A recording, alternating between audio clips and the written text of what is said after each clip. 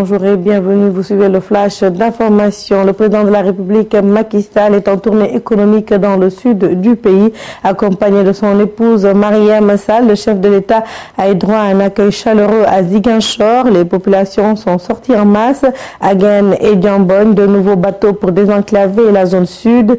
Ils vont participer à la relance des activités économiques. Le chef de l'État, Macky Sall, a présidé la cérémonie officielle de réception. Inauguration également d'un complexe frigorifique d'une capacité de 2000 tonnes et également 55 bus pour la Casamance. Nous nous rendons à présent en Gambie. La Gambie qui a fêté ses 50 ans d'indépendance. Le président gambien Yaya Jammeh a magnifié les relations séculaires entre la Gambie et le Sénégal. Il a annoncé également la pose de la première pierre du pont Farafenni ce vendredi. La délégation a été conduite par le Premier ministre Mohamed Boun Abdallah. L'intronisation de Monseigneur Benjamin Ndiaye, c'est demain samedi. À quelques heures de la cérémonie, les préparatifs vont bon train à la cathédrale de Dakar, nous dit Aminata Megafal. Les ouvriers s'activent dans la mise en place du chapiteau devant accueillir des fidèles chrétiens. À l'intérieur de l'église, c'est le grand ménage. Coins et recoins sont bien nettoyés. Les tables-bancs qui se trouvent au niveau de la nef le sont aussi. L'archevêché n'est pas laissé en rade. Les préparatifs vont bon train. Nous sommes en train d'augmenter la capacité d'accueil pour cet événement.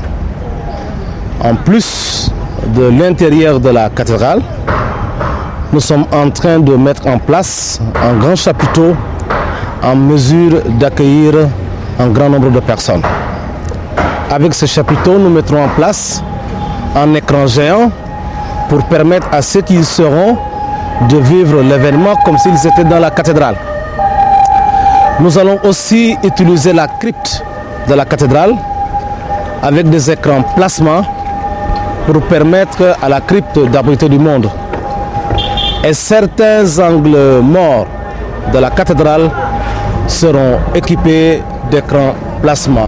À événement exceptionnel, mesure exceptionnelle, le comité d'organisation n'a pas lésiné sur les moyens pour la réussite de la cérémonie de prise de possession de Monseigneur Benjamin Ndiaye.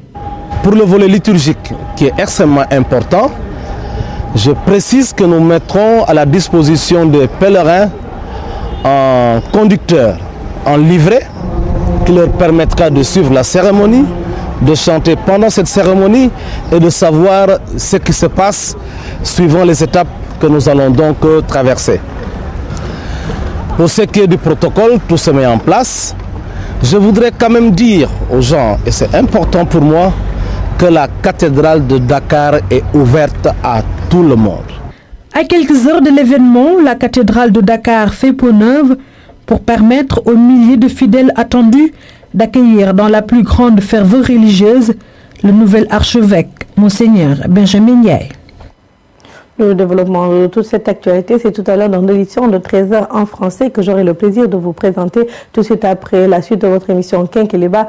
D'ici là, passez d'excellents moments sur les antennes de la RTS.